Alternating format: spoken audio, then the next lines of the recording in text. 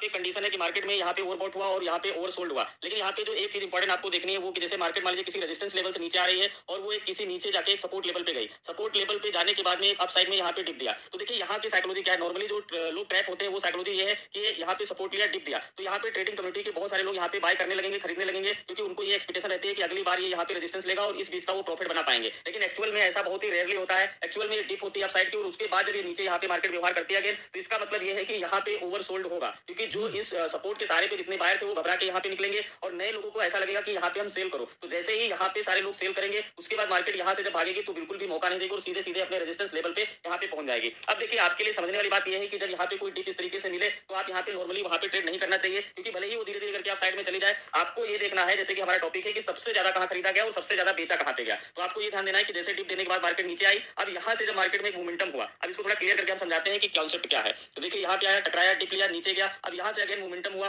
अब इस वाले रेजिस्टेंस लेवल के अगर ऊपर मार्केट व्यवहार करती है तो यहाँ का मोमेंटम ये आप ट्रैप कर सकते हैं। अगर इसको नीचे जाना होगा तो ये जहाँ पे ओवरसोल्ड एरिया है उसके बाद यहीं से अगेन रेजिस्टेंस ले लेगी, तो इसका मूव डाउन साइड में होगा। डाउन साइड में मूव होगा, इसके बारे में हमने एक वीडियो भी बनाया था इससे पहले, तो उसमें आप समझ सकते हैं। लेकिन यहाँ पे आप समझिए कि अगर बाय करने की सबसे अच्छी अगर कंडीशन है तो इस जगह पे होगी, क्योंकि यहाँ पे आपको एक साइकोलॉजी बिल्ड हो जाएगी कि यहाँ पे ट्रैपिंग हो चुकी है, यानी कि मैक्सिमम सेलर ट्रैप हो चुके हैं। तो एक तरफ साइकोलॉजी ये बोल रही है कि मार्केट अब ऊपर जाएगी और यहाँ पे सबका स्टॉप लॉस होगा और इस रेजिस्टेंस लेवल पे व्यवहार करेगी। सेम इसका अगर डाउन जाना होगा तो यहाँ पे आपको ये ध्यान देना है कि जब यहाँ से ओवरसोल्ड एरिया के बाद में यहाँ पे जाएगी तो जो इसका सपोर्ट था ये रेजिस्टेंस बनेगा, फिर ये नीचे के साइड में व्यवहार करेगी। तो देखिए तीन चीजें यहाँ पे काम आएगी आपकी मेंटल साइकोलॉजी में। ये समझना होगा कि ट्रैपिंग हुई है कि नहीं। जब तक मार्केट में कोई ट्रैपिंग नहीं हुई तब तक एक तरफा मूवमेंट होने के चांस नहीं होते हैं।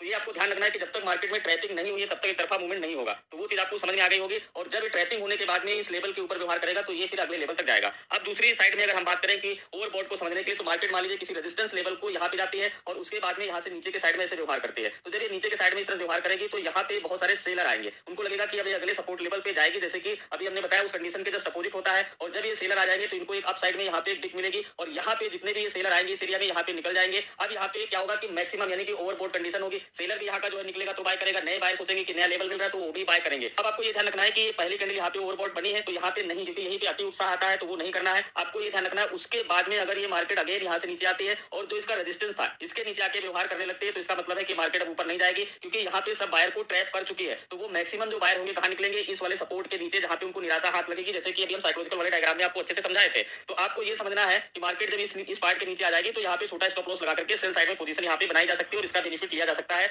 इन केस अगर मार्केट को मान लीजिए ऊपर ही जाना है, जरूरी नहीं कि हर बार नीचे जाए, तो ऊपर जाने के लिए फिर इसका सपोर्ट लेवल पे काम करेगा, यानी कि पहले ऊपर डिप देगा, फिर यहाँ पे एक सपोर्ट लेवल पे यहाँ पे काम करेगा और उसके बाद मार्केट जो है तो यहाँ से व्यवहार करेगी। तो अब देखिए क्या है, अब यहाँ पे भी देखिए आपकी मेंटल साइकोलॉजी मेन काम करेगी कि ट्रैपिंग आपने ओवरबॉट को समझ ली।